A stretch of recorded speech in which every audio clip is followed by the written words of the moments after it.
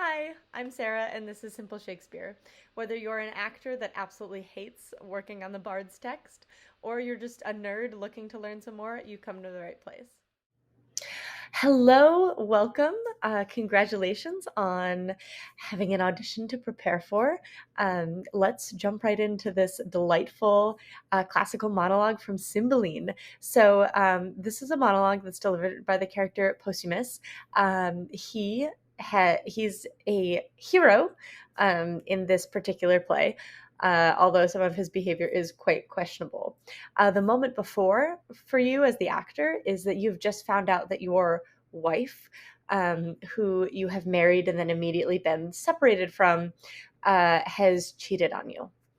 And he flies into a rage and sort of immediately decides that that all women are dishonest and terrible, and that the only logical thing to do is to murder her. Here we go. This first line is: "There no way for men to be, but women must be half workers." This is sort of indulging in that male fantasy of immaculate, not even immaculate conception, but that taking the woman out of giving birth, right? Like, do we need women to have babies? Is there no way for us to create heirs without involving, a terrible, horrible woman? So is there no way for men to be, but women must be half workers, but women have to be involved in the birth process? We are all bastards. That's pretty self-explanatory. We are all illegitimate children. And that most venerable man, which I did call my father, was I know not where when I was stamped. This is him questioning his own legitimacy. I don't know where my father was when I was conceived, because all women are dishonest.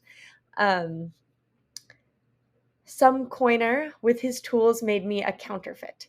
Yet my mother seemed the Dian of that time. So doth my wife. All right. So some other guy, right? Some coiner with his tools, some other man, got my mother pregnant with me in my father's stead, is what that line means. Yet my mother seemed a Dian. So Dian is in Diana, the goddess of the moon and chastity, right? The sort of perfect virgin. My mother seemed the perfect virgin, and my wife did too. The nonpareil of this, so the incomparableness of this, the exceptionalism of this. Oh, vengeance, vengeance. Vengeance is vengeance.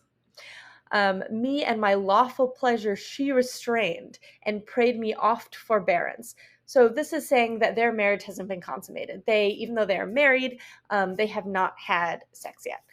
Um, she, she and prayed with me oft forbearance, did it with a pudency so rosy, the sweet view on it might have warmed old Saturn, that I thought her as chaste as unsunned snow. Oh, all the devils. So this is basically just saying, she often was like, no, we should wait, wanted to do everything proper, wanted everything to go smoothly, but he was immediately banished after they got married, so they didn't get to consummate that marriage, even though it was lawful. And she did this, with such a shame, such a virginal shame and deference, that old Saturn, so Saturn is a old Roman or Greek sort of figure, and a common saying was cold as Saturn, right? Really severe. So she put me off from having the sex that I was rightfully owed with such a deferential and chaste and shameful sweetness that even this cold deity would have melted and softened to have heard her. And I thought her as chaste as unsunned snow, right? Snow, purity, whiteness, being totally untouched, right? We thought she was so chaste, right? Because women's only value is in not having sex, whatever. But right, I thought we were so chaste. Oh, all the devils, right? Is just a like, oh, insert your favorite expletive here, right? This yellow Iachimo in an hour, wast not? Okay, so the term yellow here, the Folger edition refers to it as being jaundiced, and there is a lot of comparisons in Shakespeare of sexual immorality or inappropriate sexual behavior being paired with terms of disease, decay, infection. So that sort of plays in there. Also, and this academic link is a little bit more tenuous, but this idea that yellow was the color of prostitution, and that, or associated with jealousy, right? And Iachimo is the man that claims to have seduced his wife Imogen. So in an hour, wast not. So wast not, this is just people get stuck up on this.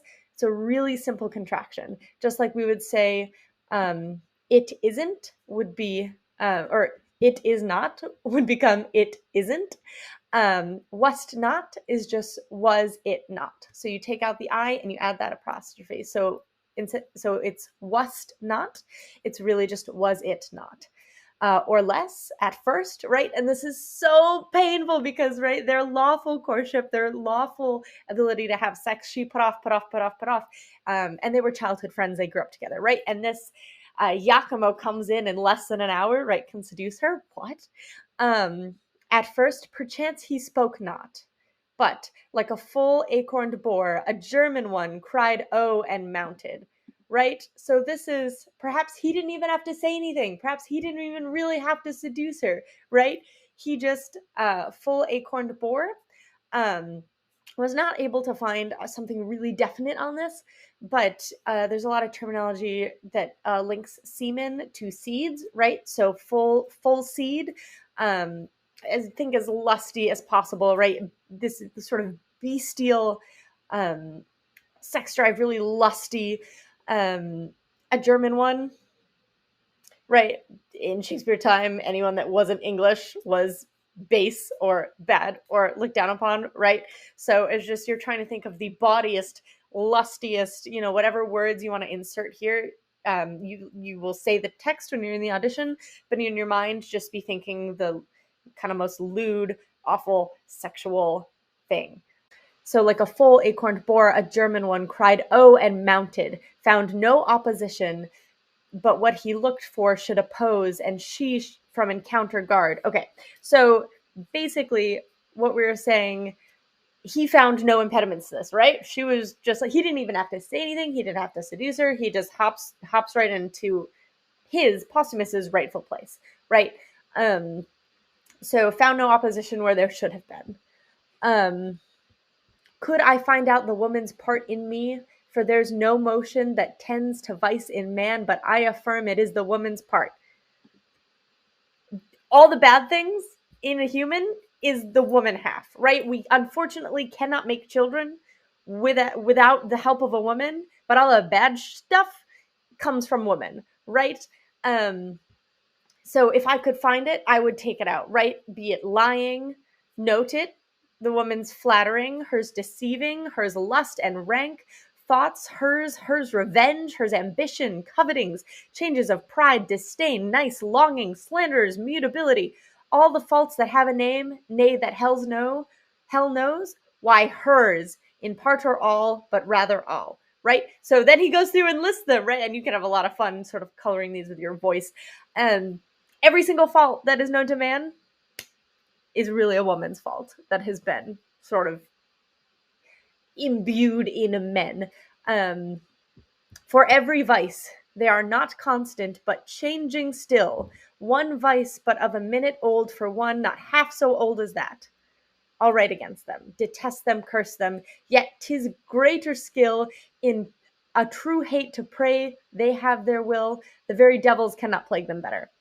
So, what is he saying? So not even are these vices constant, right? Not even are these vices consistent. You can predict them. You know what to look out for. They're changing, right? Every minute, right? The one vice, but of a minute old, for one not half so old as that. They come through, right? Back and forth. I'll write against them, detest them, curse them. So I, Posthumus, will detest women, curse their vices, right? Stay away from me. My wife allegedly cheated on me, so all women are terrible. Sure. In true hate to pray they have their will. The very devils cannot plague them better, right? And at the very end, they sort of get what's coming to them because they're plagued by these devils of vices. They are their own worst enemy, and there's nothing I can do to them that is worse than what they have already done to themselves. So this is a great monologue if you're looking to play Leontes from Winter's Tale, or it's sort of interesting because Posthumus is a heroic character. He's not a villain, but you can definitely play this monologue as a villain, or you can play this as a wronged hero. It's not super commonly done, so you come off as you know a little bit of your Shakespeare. And yeah, I think that you should go for it. Good luck. You got this.